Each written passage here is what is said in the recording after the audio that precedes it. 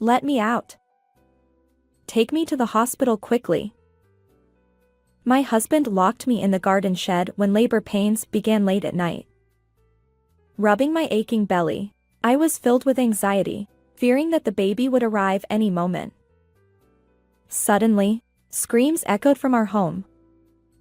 Peering through the gap in the shed, I witnessed an unbelievable scene. What's happening?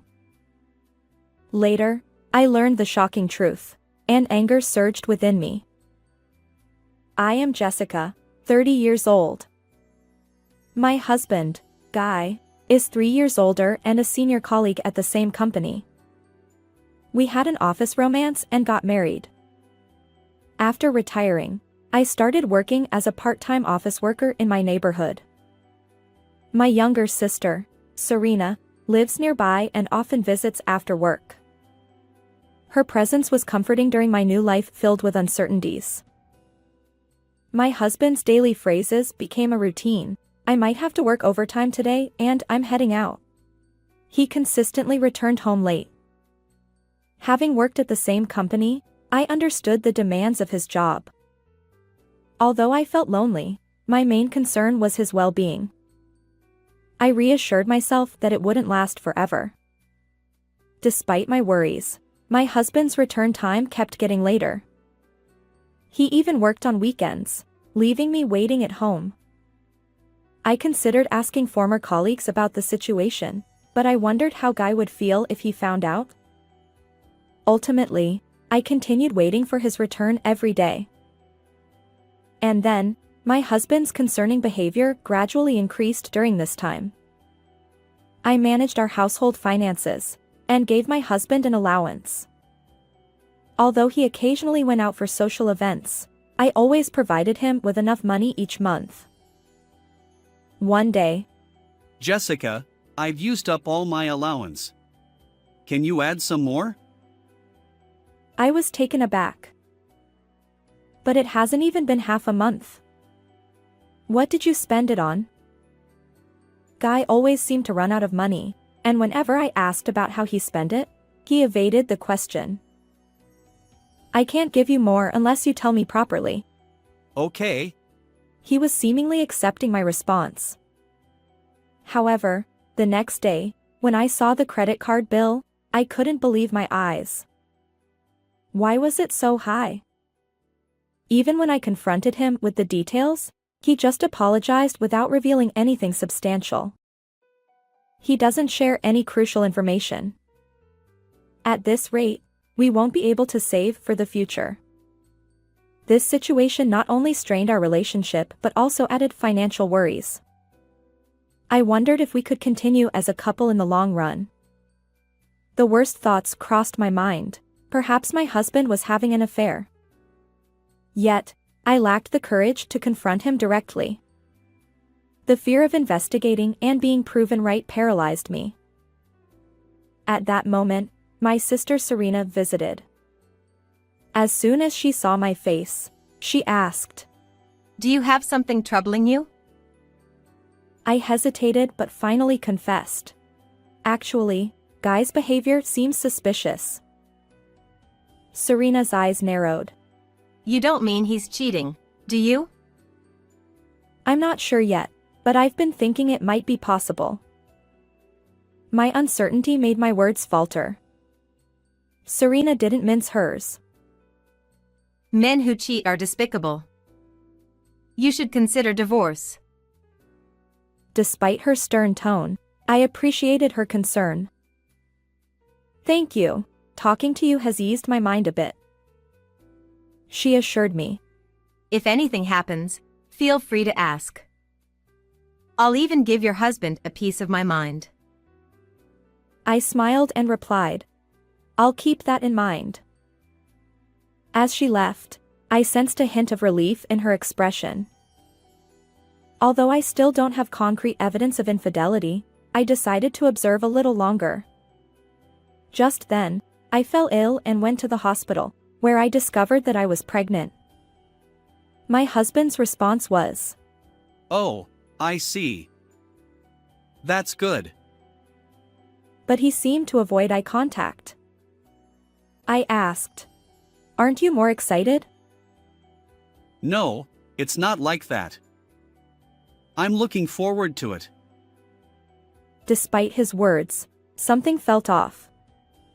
He was different from before, and I couldn't shake that feeling. I repeatedly tried to discuss matters with Guy, but he kept brushing it off with excuses like, "I'm busy, let's talk later." Time slipped away, leaving me uncertain about what to do. To distract myself from the anxiety, I focused on preparing for our unborn child. And time flew by. I was already in my final month of pregnancy. Despite our ongoing communication issues, the anticipation of meeting our child soon filled me with excitement. On that particular day, a typhoon was forecasted, and the strong winds and rain battered our area. Feeling my belly tighten, I called out to Guy before resting alone in the bedroom. As midnight approached, the pain intensified, and it seemed labor had finally begun. "Hey, can you take me to the hospital? My labor has started," I said, gently cradling my abdomen. Guy, who had been looking at his phone, muttered. Seriously? He sprang up, grabbed my arm, and hurried toward the front door. I tried to calm him down, saying, "You don't need to rush. The baby won't arrive immediately." But his expression remained stern. Without hesitation, he led me outside and pushed me into the storage room in the garden, slamming the door shut. "Stay here," he commanded, his face intense. "Wait, what are you doing? Let me out. Take me to the hospital." I shouted desperately, unable to comprehend what was happening. But there was no response from my husband, and his footsteps faded into the distance. What should I do? I clutched my aching belly, immobilized for a while. Yet, I knew the baby was in danger if I stayed here. Suppressing my anxiety, I pondered how to escape this place. That's right. Maybe. I peered outside through the small window in the storage room. To my surprise, I saw Guy in the living room, chatting amiably with a woman. The curtains were wide open, revealing everything even in the late hour. Wait, who is that person? My husband had locked me in the storage room while entertaining this woman inside. Was this irrefutable evidence of his infidelity? Despite our imminent child's arrival, I felt lost, facing the harsh reality without any way to call for help. And then it happened. From my home, I heard a woman scream. What's going on now? I snapped back to reality and looked into the living room through the window. There, not only Guy but also the other woman's face became unmistakably clear. Wait, why? Is this a joke? My muttered voice felt hollow as shock and abdominal pain blurred my consciousness, almost causing me to faint. How much time passed? Eventually, the storage room door opened, and someone rescued me. The next day, I safely gave birth to a healthy baby girl. Learning the astonishing truth, an indescribable anger surged within me. I'll never forgive the person. And so, I began preparing for retribution. A week later, my husband and I visited my parents' home. My father welcomed us, saying, "Welcome. We've been waiting." My parents and sister Serena greeted us with smiles. Dad, Mom, meet your first grandchild. Hold her. In my arms, the baby slept peacefully. On that day, I proudly introduced our child, having just been discharged from the hospital. Everyone was smitten with the baby, especially my mother, whose eyes remained teary with joy. As I observed this heartwarming scene, I sat up straight in a chair, ready for the next chapter of my life. Today, I have something important to share. It might take a while, but will you listen? What's going on? Why the sudden formality? My parents' once smiling faces grew serious as they looked at me. I proceeded to recount the night during the typhoon when Guy locked me in the storage room. My father was taken aback. What? Why would he do such a thing? My mother remained speechless, covering her mouth with both hands. Meanwhile, Guy kept his head down, refusing to speak. My father demanded, What's your intention, Guy? Speak up. Even my sister Serena chimed in. Exactly. Treating a pregnant woman like that is despicable. Maybe you should consider leaving this man? Despite the collective condemnation, Guy remained silent. I explained. Through the small window in the storage room, I saw another woman inside our house, and Guy was talking to her. My father's anger flared. Are you cheating? You. How could you do this? He lunged at Guy, but I quickly intervened, stopping him in his tracks. Listen carefully, Dad. It might take a while to explain. But when I heard a woman scream, everything changed. See? It's definitely tied to infidelity. His face turned crimson, and his fists trembled, clearly enraged by the harm done to his daughter. Given that I initially thought the same way, it's understandable. But I continued in a calm, composed voice. But when I saw the woman's face, I couldn't make sense of it anymore. What do you mean? Both my parents exchanged confused glances. You see, the woman Guy was talking to that day was Serena. My father's confusion deepened. What? How is that possible? It seems that my parents became even more confused, glancing back and forth between my sister and my husband's faces. Serena remained silent, avoiding eye contact. My father demanded answers, slamming the table. Tell us the reason. Finally, Guy broke his silence. Actually, Serena was threatening me. His eyes met my parents', revealing the shocking truth. Look at this. My husband placed a photo on the table. As soon as my father picked it up, he trembled. What's going on? Explain. My father glared at Guy, his anger palpable. And no wonder, the photo showed Guy and Serena walking closely together. I calmed my father and urged him to listen to the whole story. This is from when I helped a drunk Serena. The photo doesn't show it, but my colleagues were there too. Guy explained. My father hesitated. Is that true? Yes. If you can confirm it, you'll understand right away. So please believe me. Guy's serious expression seemed to calm my father a bit. As it turns out, shortly after our marriage, Guy encountered Serena on the way home from a drinking party in the bustling city.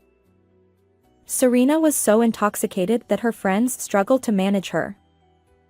Guy, considering her his sister-in-law, extended a helping hand.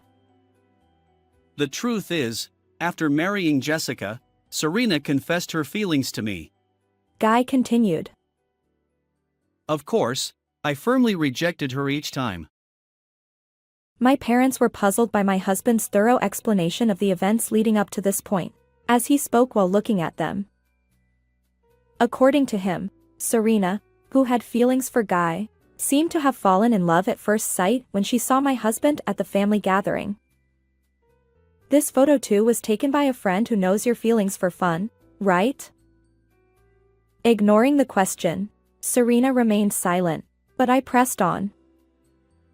And then you used this blatantly suspicious photo as leverage to threaten Guy, right?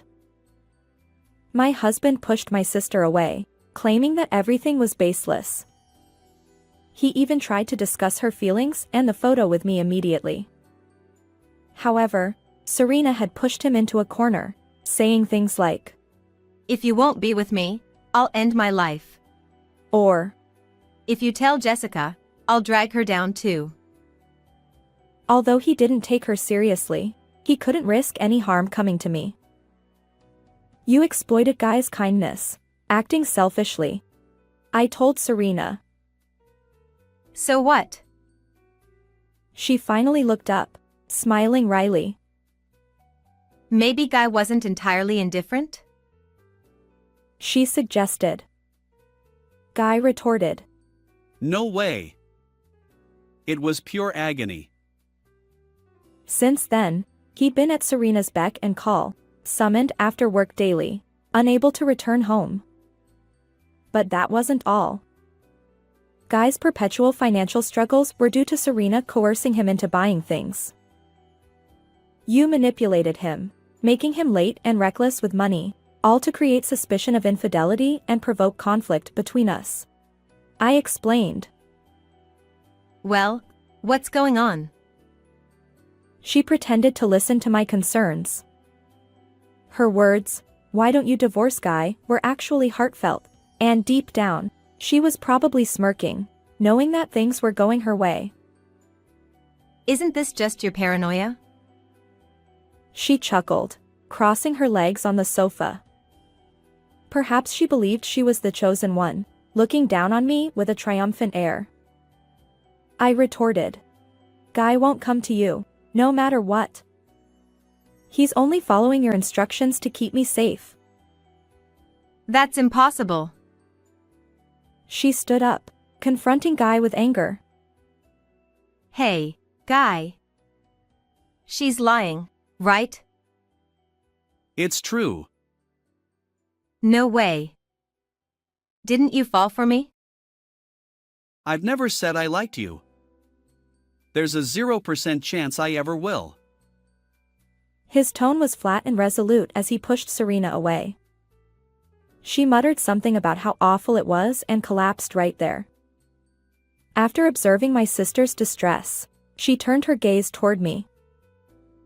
Enough with the drama. There's no evidence that I threatened Guy, right? He could be lying, couldn't he? Even at this point, she defiantly fired back. That's impossible. Despite his struggle, I restrained him with my hand. Then how about this? I said, pulling out my smartphone and playing a certain video. On the screen, Guy and my sister were captured in a heated exchange inside the house during the time I was locked in the storage room. Serena's voice echoed. When will you break up with Jessica? Marry me already. And then, chillingly, Where is she? I'll make her miscarry. Even if the baby is born, I'll end it myself. those were the chilling words she uttered, one after another. Isn't this considered a threat? I challenged. It's surveillance. Violating my rights like this. My sister continued to argue with me, her voice rising. This footage is from the surveillance camera I set up for the baby. It happened to capture this. I explained. In the midst of labor pains, I hadn't had time to record it, but later, I remembered the camera and checked. The evidence was there. Baby, what's the big deal? She grabbed my arm, shaking me vigorously, frustration etched on her face. If only there was no child, Guy would be mine. Actually, on that evening, my sister and I exchanged emails. I messaged her, nervous about giving birth soon. She replied, Looking forward to it. Cheering you on. but in reality, my email had pushed my sister's irritation to its peak. Frustrated with the unchanging relationship with Guy, she sent him a message. saying everything to Jessica. I'm coming over now. Worried about my safety, my husband, unable to hide me elsewhere, quickly locked me in the storage room. When my sister arrived, he ensured she wouldn't harm me physically by claiming I was already at the hospital. After Serena left, it was Guy who helped me, taking me to the hospital. Thinking back, if I had screamed for help during that moment, both my unborn child and I might have been in danger. I've already told him everything I witnessed, and Guy told me everything about until then. My sister clenched her fist, trembling with anger.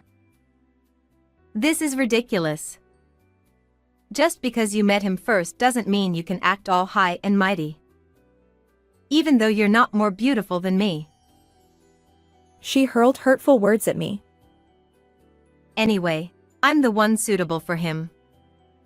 Deep down, Guy must feel the same way. Are you even aware of what you're saying? Shut up. Serena glared at me, but then she turned her tear-filled eyes toward my husband. Hey, Guy. It's not too late. Divorce this woman.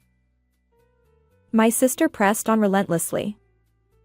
Despite her advances, Guy involuntarily stepped back. I too felt a chilling fear from her resentful expression. I'll say it as many times as needed. My wife is Jessica. Guy asserted. But why stay with her? There's no point clinging to her. If you want a child, I'll bear it for you. Serena pleaded, her hair disheveled, desperately clinging to Guy. Was this the true face of my once gentle, adorable sister? Filled with helplessness, I intervened between Guy and my sister. From now on, our family of 3 will find happiness. Don't interfere, I said coldly. You're annoying. You're not even part of this conversation. Seriously, just disappear. Serena persisted, pushing me away. Enough. Finally, our silent father raised his voice. Serena, you're truly pathetic. We're cutting ties with you as our child. Leave now. Dad, are you kidding? She probably never imagined hearing those words. Growing frantic, she paced the room, scratching her head. We want nothing to do with you anymore. I don't even consider you my sister, I declared. No. Absolutely not. Is this okay with both Mom and Dad? And I'm cuter than Jessica, right? Desperate, she clung to Dad, but he avoided eye contact. The decision is final. Hey. Jessica, say something to Dad and Mom. It's all your fault. Fed up with Serena's arrogance, I intervened. We're not just cutting ties, we'll file a restraining order against you, I said coldly. What? You can't. For the safety of our child, it's necessary, I replied. Tears streamed down her face. Jessica, I'm sorry. Please forgive me. I'll be all alone if I can't see everyone. But given everything, forgiveness was impossible. I can't trust you anymore. Reflect on your actions alone. When I pushed her away, my sister cried out like a child and collapsed from her knees. Afterward, we went through legal proceedings, and a restraining order was issued against Serena. As a precaution, we decided to move to a new place. Our parents also severed ties with her, and despite her repeated attempts to seek forgiveness by visiting my parents' home, she was always turned away. Over time, she stopped coming, and now no one knows where my sister is. Meanwhile, the 3 of us live peacefully in our new home. With more to protect, my husband works harder than ever. And I'm committed to supporting Guy firmly in the days ahead. How did you find this story? Don't forget to subscribe to our channel. See you in the next video.